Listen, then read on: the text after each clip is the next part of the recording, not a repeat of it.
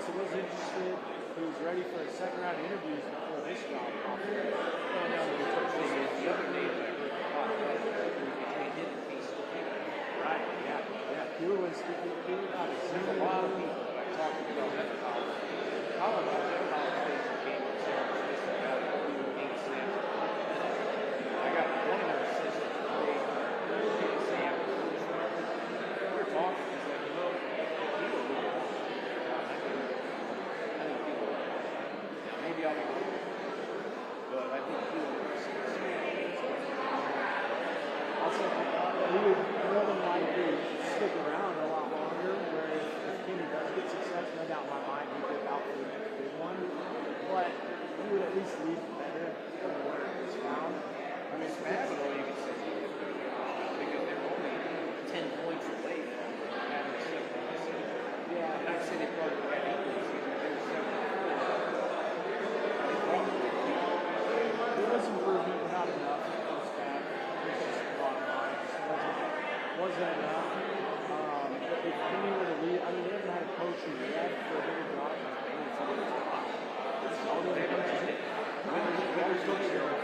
That's not good. That's why it'd be okay if Kenny left for a bigger job. All happening. Yeah, it's a good thing. Then they use the buyout money to buy the next one. And that guy leaves the buyout money to buy the next one. I still don't believe it. It's really slow.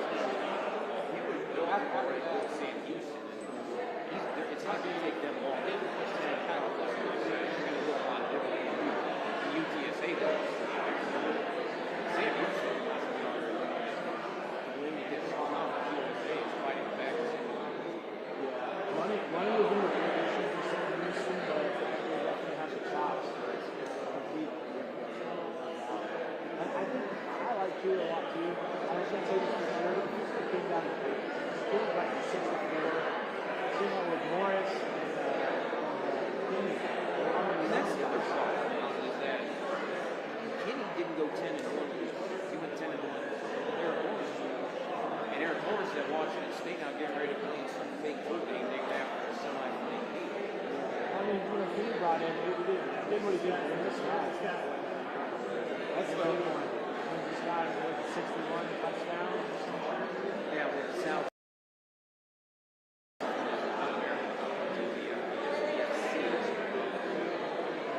Now we'll see what they do when they go out to Sacramento State on Saturday. Sacramento State tied for Montana School team. The Big Sky since they won the championship game. FCS conference 2 teams. Yeah. That'll be interesting. I'll be watching for sure. Now, what would have been funny is you would have had a hell of a crowd for Jackson State when they come in next year. Dion is expected. Colorado. Look, are they playing? Jackson State clear next year. Oh, yeah. Colorado is. No, Jackson State is here next year. Which means I think Colorado is too. no, Is it at Colorado? no, Jackson. Colorado opens up TCU back in. And then they're playing FCS. Colorado is an FCS. Yeah. But that's what makes it so tough because they got people staff all over. And you hate to see a guy. I don't know if Kenny was, but I know two of the Cincinnati Bengals. One of them I know.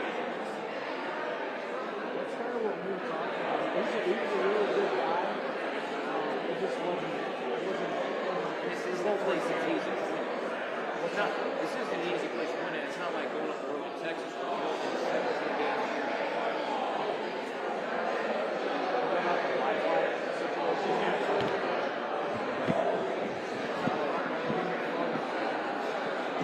Sometimes I'm like computer or my phone walks. Sometimes. I thought you owned this place, Jeff. I mean, you cover everything. I was only able to make 2 games before pressure. That was only San Antonio made the trip up for anything, but you had me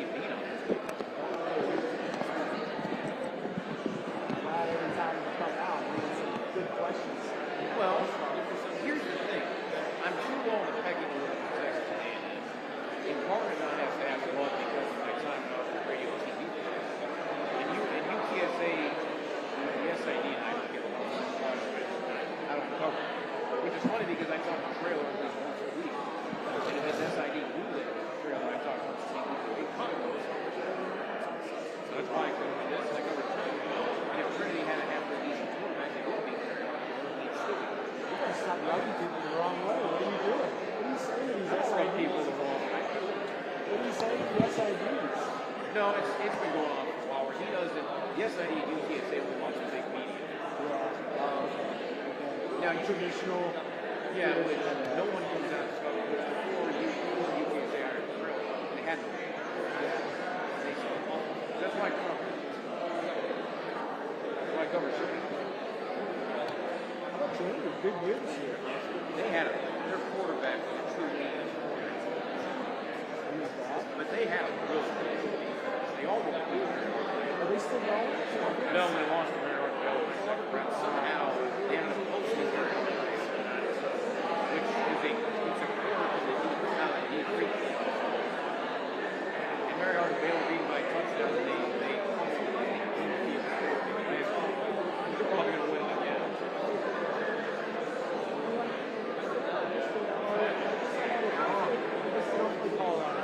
No, they don't.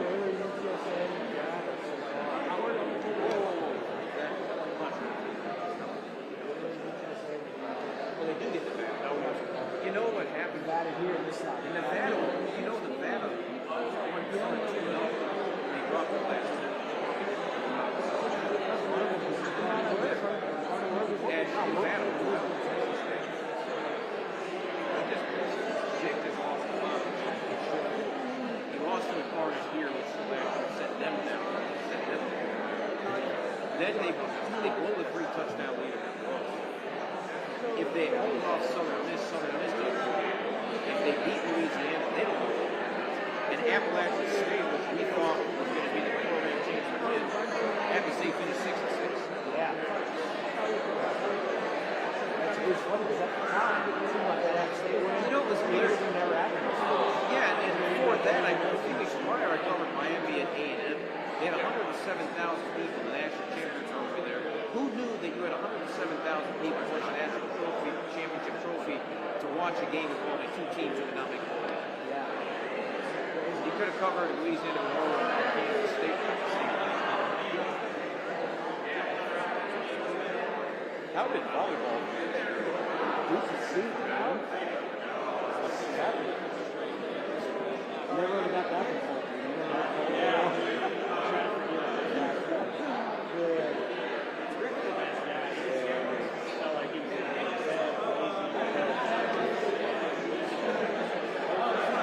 Same with Jack Sedgwick. Really nice guy.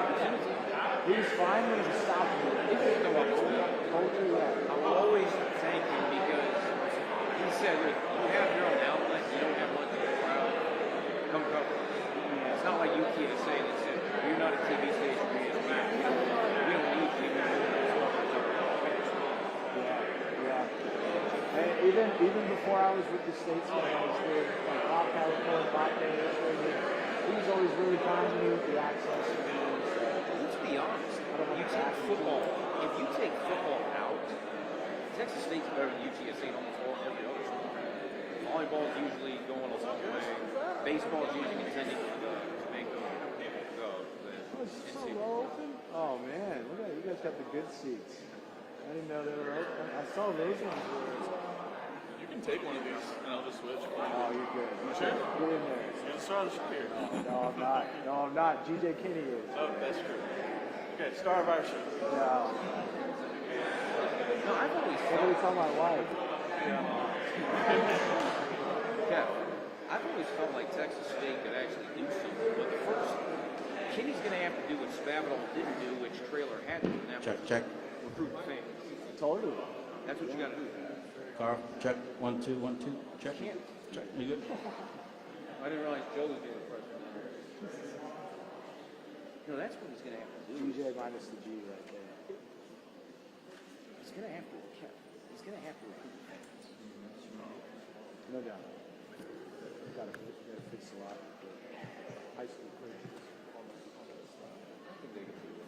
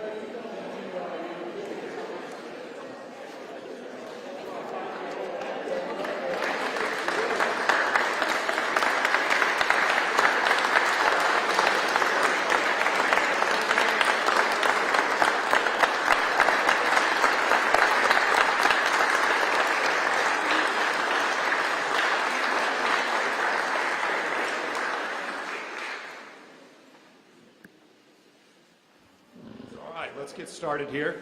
I'm Chris Coots, an Associate AD here at Texas State, and thank you all on behalf of Texas State University Athletic Department for attending today's press conference to introduce our next head football coach, G.J. Kinney. We will hear comments from Coach Kinney, as well as University President Kelly Damphousse and Director of Athletics Don Coryell in just a moment. When Coach Kinney comes up, we'll just take questions from the media when he's done with his statement. And with that, I'll turn it over to Dr. Damphousse. Thank you, Chris. It's great to see you all today. This is a very important day in the history of this football program and our athletics program and the university as a whole. When we started the process on Sunday afternoon, my encouragement to Don and his team was to move swiftly but carefully, make sure we made the right decision.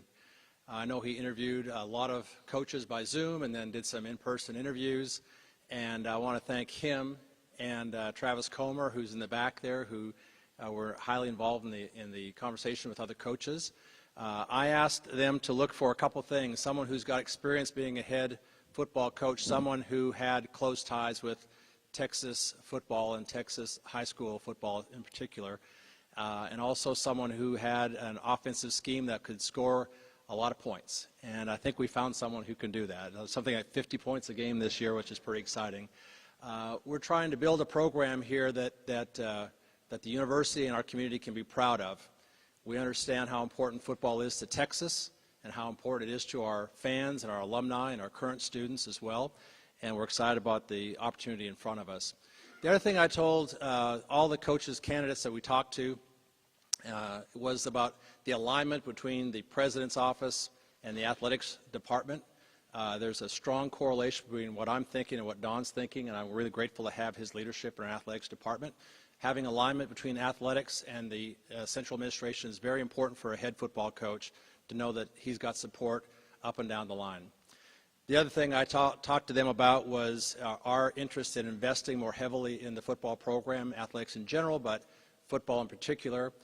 We already have a project in mind for expanding our weight room facilities. We have a long-term plan for building an indoor facility, but we actually been in conversations in the past week of accelerating that timeline, having an indoor facility come online a lot quicker. Also investing in our coaching staff by having incentives built into the contract and having more money available for the assistant pool, which is also very important for a head coach to be able to hire the coaches that he wants. And also increasing the recruiting budget, which is something we did last year as well, but maintaining that as well. So we are ready to invest in this program, and that starts with hiring our next football coach. With that kind of investment comes a lot of expectations. I've said to many of you in this room, our expectations at the bare minimum are going to a bowl game. That means a 500 record, but we want to be better than 500. We expect to be competing in short order for conference championships, and as the expanded playoff comes together, we expect to be in the conversation about that, getting ranked as a football team, and also being in the conversation for perhaps being part of the college football playoff when that comes around, when our time comes. So we're excited about that. With that being said, my job now is to introduce the introducer. It's my pleasure to introduce to you our athletics director, Don Coryell.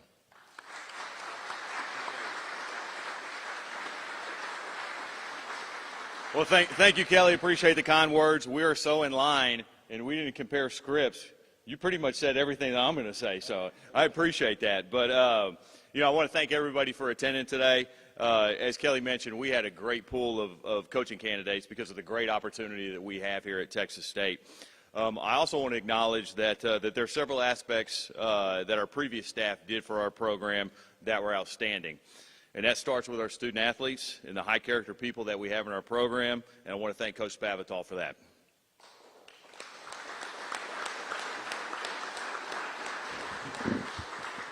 However, everybody who's here today and everybody who's watching at home knows that Texas State should be winning football championships. We have too much to offer. We have an institution that is second to none. Winning is not optional here. Once we get this program rolling, and I promise you we will do it, look out. We want to play in championships, and not just Sun Belt championships. Kelly also said this, but we want to play in college football playoff expansion championships. With the new expanded format in 2024, our league will be in those conversations. This is a testament to the Sun Belt, but it's also a reality of where we want to be and where we can go. We want to move quickly on this search, but we also wanted to be diligent. I believe that we were both. It was very important for us that we hired somebody with head coaching experience. We wanted somebody who's done this before, somebody who's won on their own, managed their own games, and learned firsthand from their experiences. Coach G.J. Kinney is having an historic season down the road in San Antonio. He's 11-1 right now. They have the nation's top offense, probably the most explosive offense in the country. As Kelly mentioned, they've got 53 points per game as an average. His progression through the business has been very swift, and that really caught our eye as well. You know, he's been an offensive coordinator at some big-time schools, Hawaii, Central Florida. As a graduate assistant, Sonny Dykes, the current head coach at TCU, allowed him to call plays as a GA at a bowl game for SMU. He has a very, very high football IQ. He also has deep ties in the state of Texas, and that was extremely important for us as we went through this search. He's well respected, connected to a lot of guys in the state. He's got deep roots with some of the top names in this state. His dad was a long-time high school football coach, also a collegiate player and a collegiate coach here in the state of Texas. And Coach Kinney was also an outstanding high school quarterback here in the state of Texas by any measure. He was also a great college player, starting at the University of Texas as a quarterback and finishing his career at Tulsa, where he was the league MVP in Conference USA. And he's got 5 years of NFL and professional experience. He played quarterback, he played running back, he played wide receiver, he played defensive back. Did I miss any? That's it right there. In the NFL, and so, you know, he knows what it takes to compete at the highest level, and he has a very unique perspective on the game with his experience. And I can tell you, we've done enough research to know how he treats his players, and I know his players and our players here are going to love playing for this guy. He's vested in player development. He fits our mission, which is to create a culture where our student athletes succeed, both on the field and in the classroom. And I can tell you, as Kelly mentioned, we are completely invested in his support. We're going to continue to prioritize the success of our football program. That means financially and also administratively. I do want to thank our senior staff for all their help during this search. Chris Coots, thank you as well. Travis Comer, thank you for being part of the search committee. Kelly, thank you for your help as well. I want to thank Eric Algo, our VP for Finance, who also helped us out tremendously over the past week. And I also want to thank, I heard from a ton of fans and alumni and donors with suggestions and offering their help. So thank you as well. And I also would like to thank, and I believe they're here today, I want to thank the Texas High School Football Coaches Association and also all the Texas High School football coaches that I heard from during the search as well. We look forward to building our relationship with you. And so it's my pleasure to introduce to you our new head football coach, G.J. Kinney. Hold on, I got something for you here.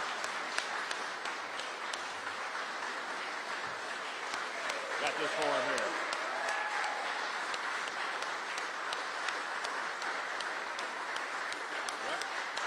I didn't tell him this, but he's got to put this on for his opening remarks. Not really.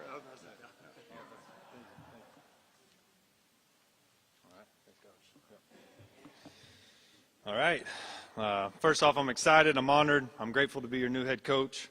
I'd like to start by thanking Dr. Danfus, Don Coryell, and Travis Comer. We have unbelievable leadership here at Texas State. Throughout this interview process, I figured out really quickly that these guys are hungry. They're committed to building a championship program, which is very important to me. I would like to thank a couple people. Start off with my family, my wife, Summer. My two boys aren't here today. They're sick, but it's not easy being a coach's wife, and no one does it better. So thank you, Summer. No,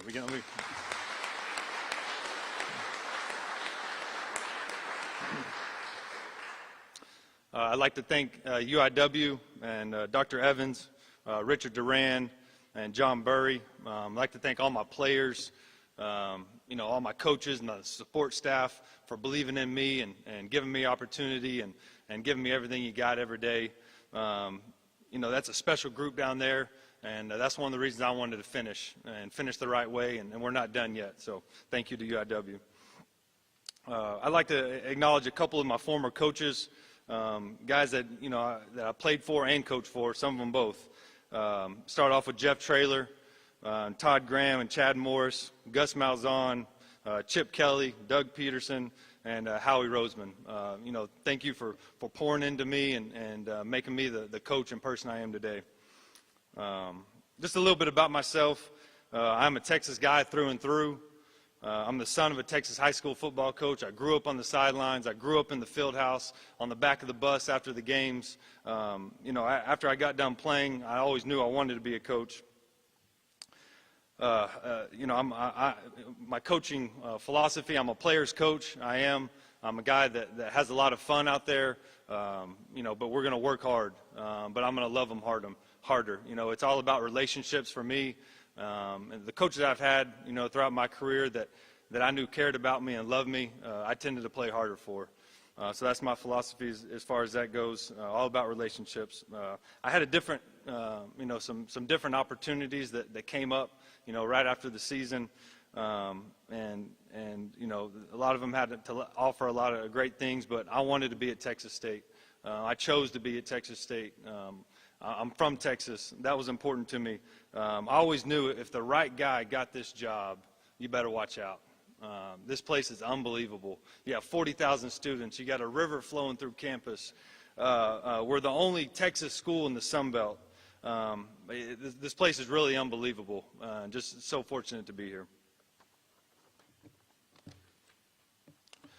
We'll play an exciting brand of football.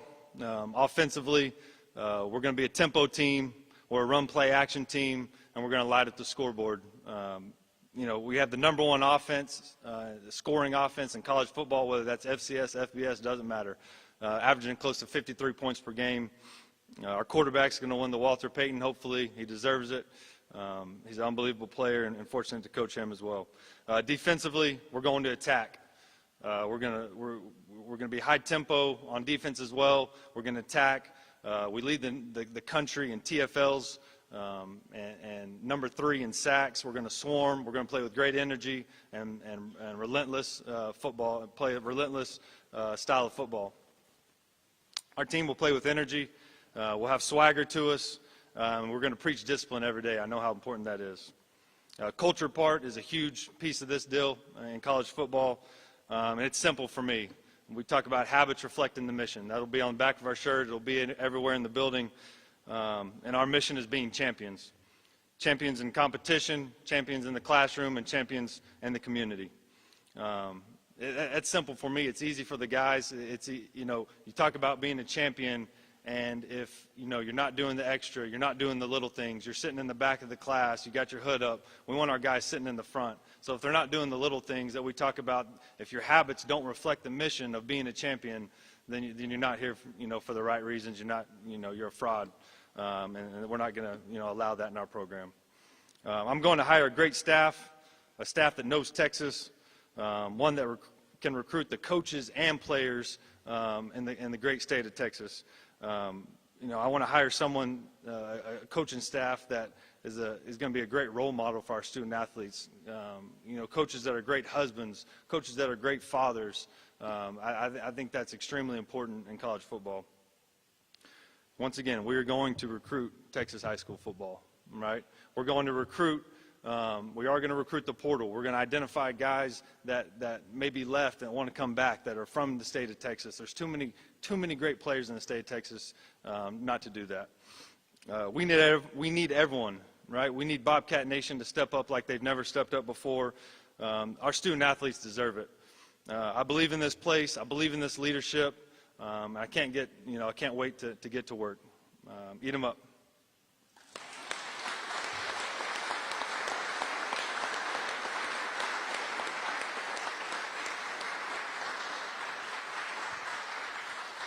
At this time, if there's any questions.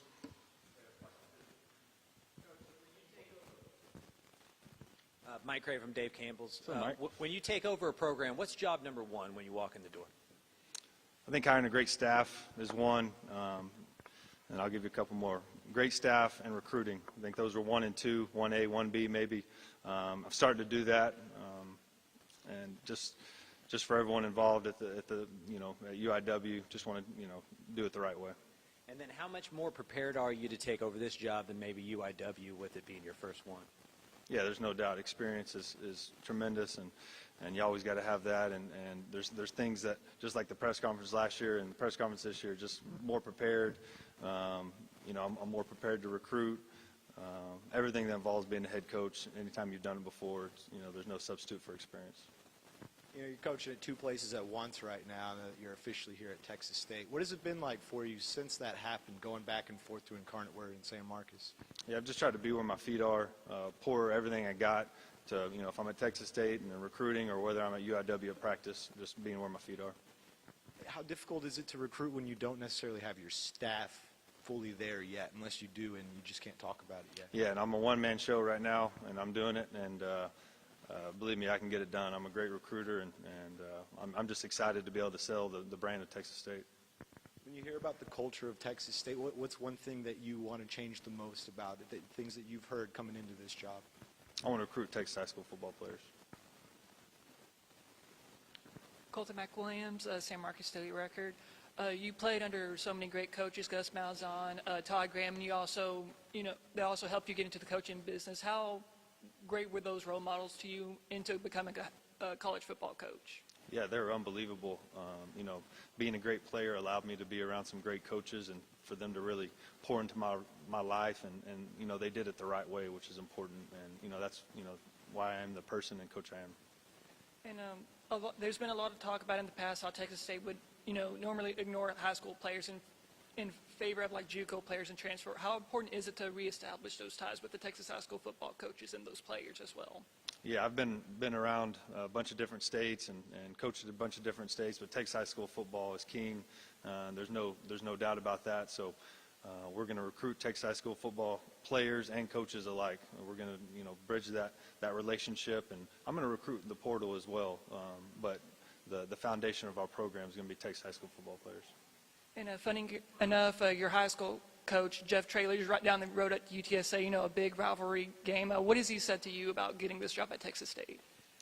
Yeah, I haven't talked to him much since I've gotten it. Before a lot more, but Jeff is awesome. He's a great mentor, someone I can really bounce ideas off of, and he always gives great advice, and I love Jeff and appreciate everything he's done for me.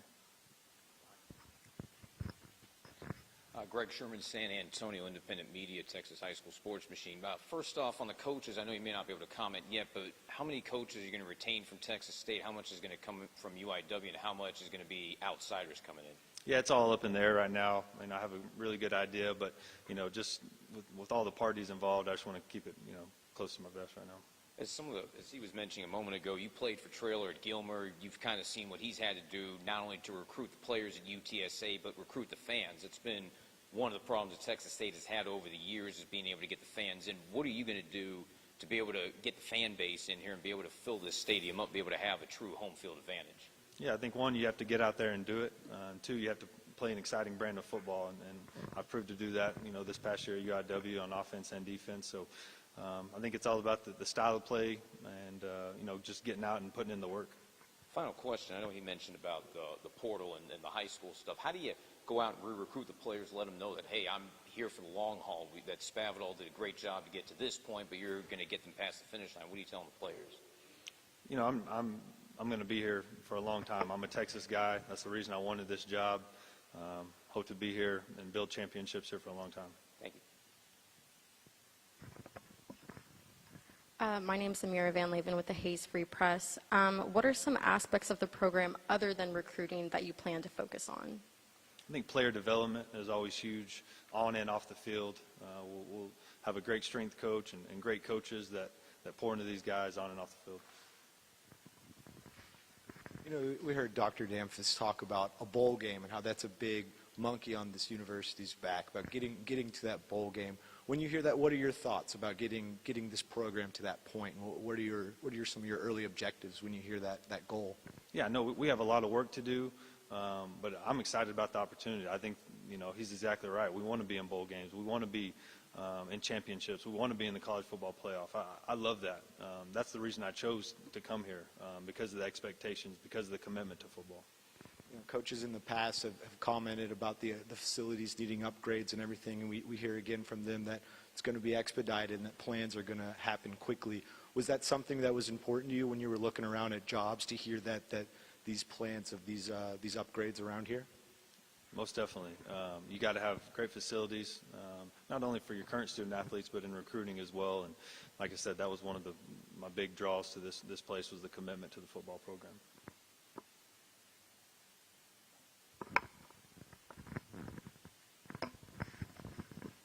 Coach, you said earlier that you identify yourself as a player's coach. The players that you're inheriting within this program, what is your overall prevailing message to them as you now take over? Yeah, I had my first team meeting the other day, which I thought went great. I just talked to them who I was. I'm a relationship guy. I'm a player's coach. I mean, like I said earlier, we're going to work hard now. We're going to work extremely hard, but I'm going to love them harder. And for me, when you get in there and you build those relationships with the kids, that's what it's all about. That's what I enjoy doing, pouring into their lives on and off the field.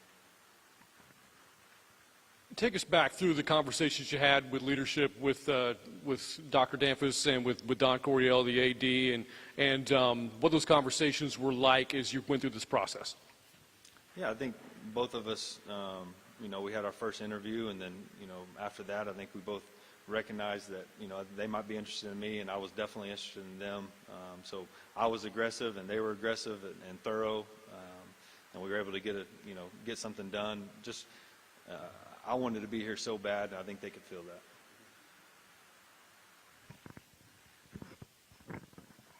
Your trajectory as a coach in your coaching career, you've gone up and up and up each year, but you've only stayed at a place for about a year at a time. That's probably one concern I've heard from fans, is that you may leave soon if they have some success. What would you say to something like that about your long-term commitment to Texas State? No, I'm committed to Texas State. I think anytime you're good at what you do, you're going to get rewarded for that. And I'm just so happy to be here, and I'm definitely committed to Texas State. You talked about your dad being a high school coach and growing up, in locker rooms and stuff. Do you remember kind of the first time you knew that this is the trajectory you wanted to take when your football career ended? Yeah, I've played Texas high school football here, and I knew, got into college and playing professionally, and I knew I wanted to get into coaching, at some point. And when I was with the Giants, I shared this in the interview process. The Giants signed me after I got released by the Eagles, and Steve Spagnuolo and Tom Coughlin, came up to me and said, hey, we want to talk to you a little bit after practice. And so I sat in there and built a game plan with those guys, and they traveled me and put me up in the booth on the headset with Steve, and was basically a coach when I was playing. So after that, that was a lot of fun for me, and I felt like I did a pretty good job. So I knew I wanted to get into coaching after that. And you hadn't been out of college for all that long, right? But there's been a lot of changes to college football in that time. How different is coaching now? How different are the players now? Or is that kind of overblown, the kind of changes in personalities and just rules? Yeah, I think it has changed, but for me, I know I keep bringing this up, it all goes back to the relationships. If the kids know you care about them, you can coach them hard. And that's what we do, and that's what my staff will be about. You've been almost around the world, coached at Hawaii, then went over to Central Florida, now back to Texas at Incarnate Word, now here at Texas State. Going through so many places as an offensive coordinator and a grad assistant, what has that taught you as a coach on how, building relationships and how to call offensive plays and all that? Yeah, I've been to a lot of great places and been with a lot of great coaches and administration, and anytime you do that, I think you just build connections and resources and recruiting. It's huge in recruiting. There's we're going to focus on Texas, but I know a lot of people out there in a lot of different states that always are willing to help. Your time as a professional athlete, how has that helped you as far as a relatability standpoint with athletes and everything? Do you think that's a really good advantage for you when you're trying to talk to these guys and build the relationships you're talking about? Yeah, there's no doubt. I feel like I have instant credibility a lot of times because I have played at the highest level, and I've coached at the highest level as well with the Eagles. So anytime, that's one of my recruiting pitches is that I've played and coached at the highest level. I was at UIW for a few years during their D1 transition, so I got to see what the transition process like was from D2 to D1 and the gory side of it, so to speak. What do you take from building up what UIW was, even though you've been there just for a short time, and what do you take from that to try to build up Texas State as they try to move up in the FBS? I think it's just maximizing what you have and we're not going to complain about anything. We're just going to get the job done.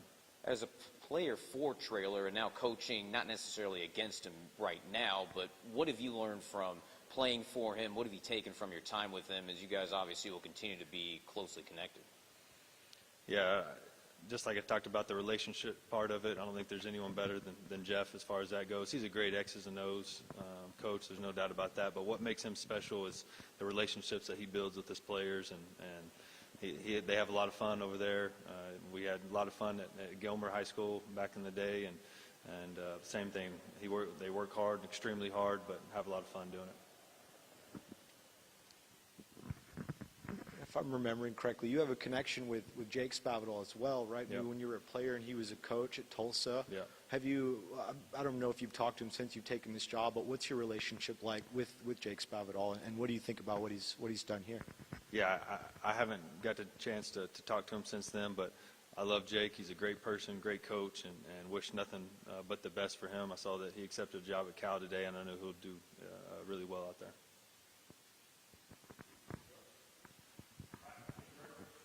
Thank you.